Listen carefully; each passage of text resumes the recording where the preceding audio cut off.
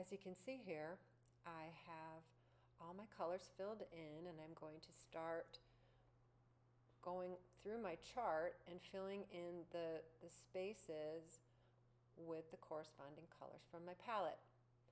And I love to do this. It's a wonderful way to just get acquainted with all the colors again and to get my palette a little bit more flattened and just play with my paints. I think there's nothing better than playing with my paints. The second color I did there was New Gamboge, and this is now Quinacridone Gold. All three of these yellows are transparent and beautiful for layering and glazing, either under paintings or on top as a glaze. This fourth color is Raw Sienna. It's another transparent color. This one is by Winsor Newton, and I love this color. I think it's a great color to add to flesh tones, and it's very transparent but a little bit neutralized, as is this yellow ochre that I'm going in with now. The yellow ochre is a more bossy color. It's a more opaque color, and I use it in skies, believe it or not, to give a little warmth. This color on the second row, the last color there, is Bronzite, which is a beautiful Daniel Smith Primatech color. I love to use it for sand. There's a little bit of sparkle in it. When it dries, you can actually appreciate it. It's very subtle, and so it's not very garish or anything, but I sure do love to use it and have it on my palette. This is a companion color that I use frequently too, and this is called Burnt Bronzite Genuine. This is another Primatech color by Daniel Smith, and it also has a little bit of sparkle, but less than the Bronzite Genuine. This color here is Burnt Sienna by Winsor Newton, which is, for me, it's a must-have color. I love, love, love the orange characteristic, the colorful characteristic of this brown. It is anything but dull. I can dull it down with a little blue if I want, but I just love that Burnt Sienna by Winsor Newton. This is cadmium orange hue. Any cadmium color is going to be opaque, and this one is as well. Quinacridone Coral is this next color. It is a beautiful sort of coral pink made by Daniel Smith, and very transparent and permanent, very light fast. The next color is Scarlet Lake, which is in the middle there on the fourth row. Scarlet Lake is a beautiful transparent scarlet red, which means it leans toward the orange, and I like to have it on my palette as an alternative red as well. It's very transparent. This particular color I'm doing at the end of the row there is Perylene Maroon, and I just adore Perylene Maroon. If you don't happen to have it, you can mix it from Burnt Sienna and Alizarin Crimson. But as a convenience color, I think it's great. I love to use it in portraiture. This color on the fifth row is Permanent Alizarin Crimson. Beware of non-permanent alizarin crimsons. They will fade if they're not the permanent kind. And this one is made by Daniel Smith, but Winsor Newton makes one too. Permanent Roses in the center there. Beautiful, light, fast, transparent, pinky red. A little bit cooler. And Quinacridone Opera. I often shorten that to Quin Opera. The quinacridone colors are known for their transparency, for their light fast qualities. Opera is known to be a color that will fade in the light. It's not quite as light fast as some of the other reds, but it's so fluorescently pink that it's one that you can't mix, so I like to have it on my palette nonetheless. This is Permanent Magenta, which is violet, a red violet.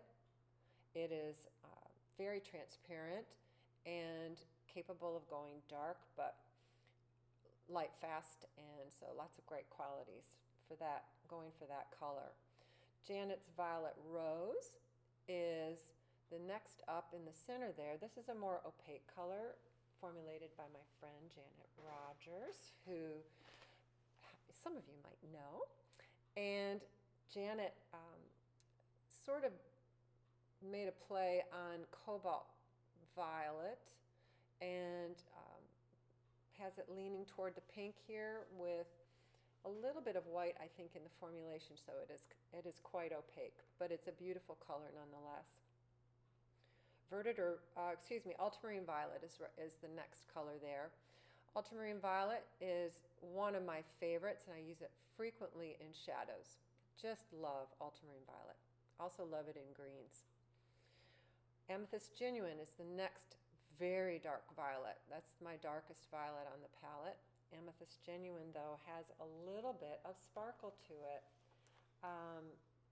It's very subtle, but I just love it, and it imparts a little bit of life into dark passages due to that. I guess it's iridescence, we'd call it. The middle color there is gorgeous French Ultramarine Blue by Winsor Newton, capable of going very dark, but has just a tremendous punch of color. And I love to use it in skies or in making black. It's one of my favorite blues for black.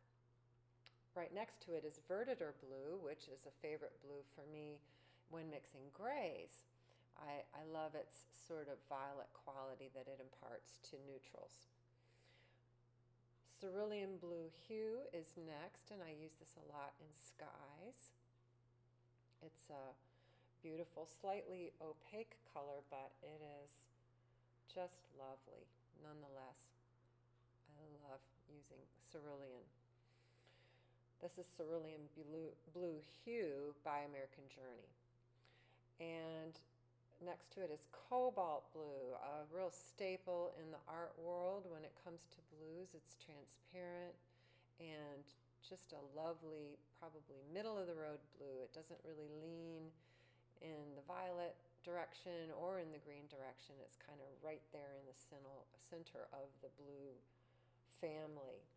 Winsor Blue is next to it, with this one being the red shade. Winsor, or any manufacturer's name next to a blue hue is going to, or a green hue, is pretty much going to guarantee you that it's a phthalo color, phthalocyanin, and what that means is it will be permanent, staining, transparent, and very powerful. This is Prussian, which is another very powerful, more navy blue that I love to use in mixtures that are needing to read as navy or in my greens. I just love to mix dark greens with Prussian blue because it's so transparent and really plays well with others. Next to it is Horizon Blue. This is a new color for me. This is a Holbein color, and this is my my toilet paper roll wrapped with paper towel. That is often a way that I will control my moisture. I have paper towel in my hand, or I have a roll like that next to me so that I can know how much water is on my brush. And if there's too much, I can dab it off, or if there's too much I can also check and see if there's color on my brush that way, which is a lot of what I'm doing here because I'm having to change colors so frequently. Next to Horizon Blue, which is a pretty opaque sky blue, is this Kyanite Genuine, which is another Daniel Smith Primatech color. And Kyanite Genuine also has a little sparkle to it. Junebug is the one that I am painting here now, and Junebug is pretty much the equivalent of phthalo turquoise.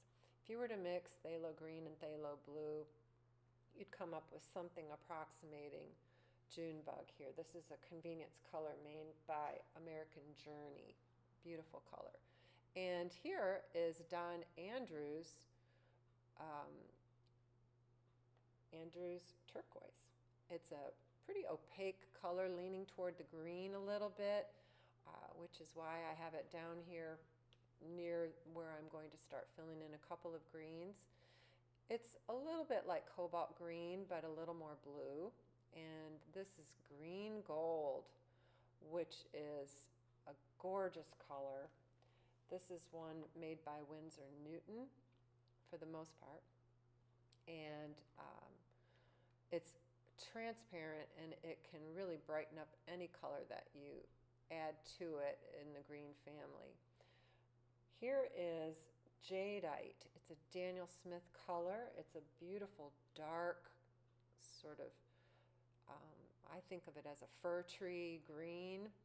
And I just think it's a gorgeous color, so I'm going to try it on my palette this time around. And this is black. This is a color called Lunar Black. I use it because when it granulates, it really can give a lot of texture. And so I'll use it in combination with colors or to suggest fur over a dilute passage. And again, I'm doing yellow down here. Now this might seem odd to have yellow in two places. It's a combination of New Gamboge and a Reelin again in my final piece. And I do it again so that I don't corrupt my yellows by mixing greens, as so often happens. So this is the palette. I hope it's of help to you to see it in a chart form. I love having a chart. And to keep it nearby is helpful in order to know what exactly you're dealing with in each well. And I hope that you give this a try and make a chart of your own palette. If you have any questions, feel free to shoot them my way. I hope you enjoyed the video.